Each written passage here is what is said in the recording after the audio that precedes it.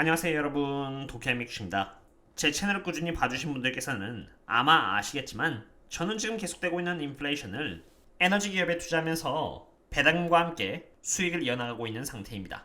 이러한 부분에 대한 자세한 리서치 내역들과 제 매매 내역 등은 멤버십들만 초대받는 텔레그램을 통해서 공유되고 있는데요. 혹이라도 함께 장기 투자를 이어나가고 싶으시다면 언제든지 이 링크를 통해서 조인하신 뒤 커뮤니티에 남겨져 있는 멤버십 전용글을 통해서 접속해 주시면 되겠습니다. 다시 본론으로 돌아와서 본질적으로 제가 에너지를 대상으로 미리 포트폴리오를 꾸려나갔고 다행히도 S&P 500이 떨어지는 그 동안에 견조한 수익을 이어나가고 있는 상태인데요. 제가 에너지 기업에 투자하고 있는 이유는 바로 지금 저희들이 40년 만에 경험하고 있는 이 인플레이션이 단기적인 이벤트가 아니라 에너지로 인해 더 장기화될 것이라고 바라보고 있기 때문입니다. 참고로 저는 페뎁코라는 페니스톡을 YGR 다음으로 투자했는데요. 참고로 YGR은 18%를 번 상태이고요. 페뎁코라는 에너지 기업의 CEO 사이먼이 9월달에 들어서 매우 공격적으로 자사주를 매입하고 있는 정황을 발견하였고 저희 텔레그램에다가 기업의 펀더멘탈과 리스크 및 밸류에이션 모든 부분을 이미 공유드렸기 때문에 넘어가겠습니다. 어쨌든 다시 돌아와서 이제 에너지로 인해서 앞으로의 인플레이션이 왜 더더욱 지속될 이유가 있는지 한번 이야기해 보도록 하겠습니다.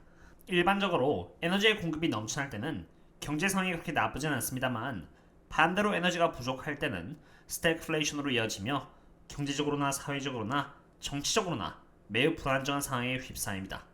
예를 들어 2008년에서 2009년 리만 브라더스 때 그때 당시는 높은 수요로 인해서 유가는 이렇게 고유가가 형성된 상태였습니다.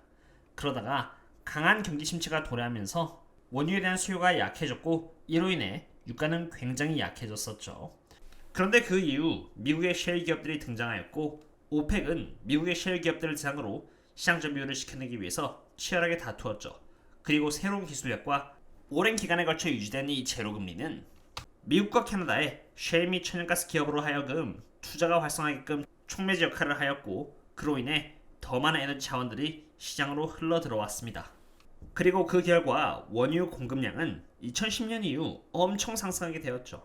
물론 수요 대비해서 이렇게 높아진 공급으로 인해 많은 기업들이 적자를 보여주었으나 제로금리라는 이유로 많은 원유 기업들은 투자에 온 힘을 다했었던 상태였습니다. 셰일 기업이라는 새로운 경쟁자의 등장에 오펙은 탐탁치 않아 했고 이러한 경쟁사들을 말살시키기 위해 원유의 엄청난 공급을 개방하면서 2016년 당시 수익이 나지 않았던 많은 원유 기업들은 파산을 하기도 하였습니다. 이때부터 원유 기업들은 수요와 공급을 잘못 건드리면은 회사가 파산하는 지경까지 간다는 것을 뼈저리게 느꼈을 것입니다. 지난 10년 동안 유가가 낮았을 때 소비자 입장에서는 너무나도 좋은 시기였습니다. 원유도 많았고 천연가스도 수요에 비해서 넘쳐났던 시기였던지라 유가도 이렇게 굉장히 저렴했었죠. 그런데 이제는 그런 시기는 지났습니다. 원유 재고량은 과거에 비해 턱없이 부족하며 지금 겨울은 오고 있고 기업들은 캐펙스를 줄여 투자에 매우 보수적인 자세를 취하고 있는 상태입니다. 즉 과거와는 달리 오늘날의 환경은 에너지 부족 환경인 것입니다. 게다가 미국은 지금 현재 매우 빠른 속도로 전략 비축유를 사용해 나가고 있습니다. 그러나 이러한 부분에도 한계가 있습니다. 이미 전략 비축유는 1990년대보다도 더 부족한 상황에 직면했기 때문에 2023년에는 2022년과 같이 유가를 더 이상 지켜내지 못하는 위치에 되어 있기 때문입니다. 시장의 원유 공급량을 더 이상 마음대로 늘리지 못하게 된 것이죠. 그리고 여러분도 아시겠지만 오펙 플러스는 하루에 200만 배럴의 원유 공급량을 감산시켰습니다. 물론 지금 보시는 것처럼 이미 과거부터 계속 공급 할당량을 채우지 못해왔기 때문에 200만 배럴이라는 감산이 실질적으로 큰 효과는 없겠지만 어쨌든 지금 수요 대비해서 공급이 턱없이 부족한 것은 사실입니다. 오펙은 공급을 늘리는데 비협조적이며 미국 내에 있는 셰일 기업들 또한 그렇게 협조적이지는 않습니다. 물론 보시는 것처럼 아주 천천히 공급량을 늘리고 있긴 합니다만 그냥 현존에 있는 유정을 작동시킬 뿐 투자를 하여 새로운 유정을 파는 데는 굉장히 회의적입니다. 물가가 올랐는데 굳이 새로운 유정을 만들 필요가 없는 것이죠. 게다가 유럽에서는 윈펄 텍스를 만들어서 추가적인 세금을 원유 기업들 대상으로 거두려고 하는데 이러한 규정책이 나오면 나올수록 더더욱 기업들은 보수적으로 투자를 잡을 것이고 원유의 공급량은 더더욱 줄어들게 될 것입니다. 게다가 전 세계에서 가장 큰 재보험 회사로 알려져 있는 윈앤리는 환경을 보호하기 위해서 더 이상 원유 기업들 대상으로 재보험을 해주지 않겠다라고 최근 발표했습니다. 이미 정부를 대상으로 미용을 받고 있어 은행을 대상으로도 대출을 받기가 힘든 상황에서 전 세계 재보험회사에서 가장 큰 기업인 윈헨 리조차도 원유 기업들 대상으로 보험을 해주지 않는다면은 부도가 났을 때 원유 기업들을 지킬 단체는 없을 것입니다.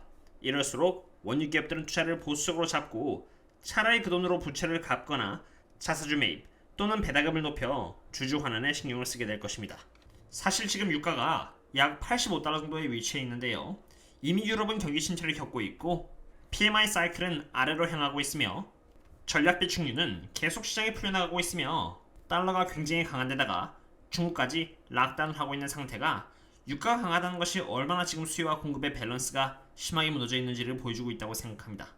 아마 1년 뒤쯤에는 PMI 사이클이 그래도 이렇게 회복을 많이 해주었을 것이고 전략 비축률 방출은 종료가 되었을 것이며 중국 또한 락다운을 멈추고 전부 개방을 했을 것입니다. 공급이 회복되는 데는 적어도 3에서 5년이 걸리는 기간 속에서 수요가 엄청 높아질 것으로 예측되고 있는 만큼 2023년의 원유 기업들의 상황은 지금보다 훨씬 나아졌으리라 생각합니다. 지금 S&P 500에서 에너지 기업들의 비중은 고작 5%밖에 차지하고 있지 않습니다. 적어도 1년 뒤쯤에는 지금보다는 비중이 높아졌을 것이라고 생각이 됩니다. 그러한 상태에서 제가 투자하고 있는 에너지 기업들의 밸류에이션은 지금 저평가인 상태입니다.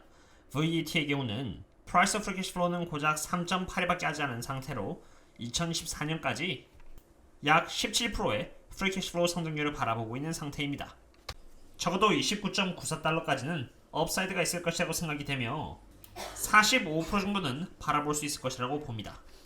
저평가인 것은 CPE 또한 마찬가지입니다. 지금 CPE의 Price Free Cash Flow의 멀티플은 4.13밖에 인정을 받지 못하고 있는 상태로 2022년부터 2024년까지 Free Cash Flow의 연평균 성장률은 11.78에 육박합니다. 보수적인 잣대로 바라봤을 때 CPE의 멀티플은 최소 8.67인 66달러까지 갈 수 있다고 생각이 되며 57%에 가까운 수익 또한 기대할 수가 있다고 보고 있습니다. 제가 원유 섹터를 좋게 보고 있다고 해서 그 외의 섹터에 투자를 하고 있지 않은 것은 아닙니다. 제가 빅테크 중 유일하게 정말 좋게 보고 있는 기업은 바로 구글로 지금 구글의 PE 멀티플은 벌써 18.57까지 떨어졌습니다. 고점 대비 35%나 떨어진 상태인 것이죠. 18.57의 PE 멀티플을 받는 구글은 지금 저렴하다고 볼 수 있으며 이렇게 93달러 아래까지 떨어진다면 구글의 성장률 대비해서 이제 정말 저평가 지점으로 진입하는 것인데요. 저는 예전 영상에서 지금 현재 구글을 과거 2008년대 구글과 비교를 하면서 구글의 매출 승률이 0%가 되었을 때 생각하면서 적정 주가를 평가해 보았습니다. 그 결과 구글이 최악의 상황까지 치닫았을 때 구글의 적정 주가는 78달러 정도쯤이었는데요. 구글이 만약 지금으로부터 이렇게 약 18% 정도 하락해 준다면은 구글의 PE 멀티플은 15가 되는 것이고 역사적으로 구글의 밸류에이션이 15가 됐었던 적이 사실 2008년도 이후에는 없었기 때문에 지금도 정말 매력적이긴 합니다만 혹이라도 그런 엄청난 기회가 주어진다면 최선을 다해 대응을 해볼 것 같습니다. 물론 그 지점이 찾아온다면 가장 먼저 멤버십 분들 대상으로 알려드리도록 하겠습니다. 오늘의 분석은 여기까지 하도록 하겠고요. 그럼 다음에 또 다른 분석과 찾도록 하겠습니다. 그럼 다음에 또 만나요. See you later.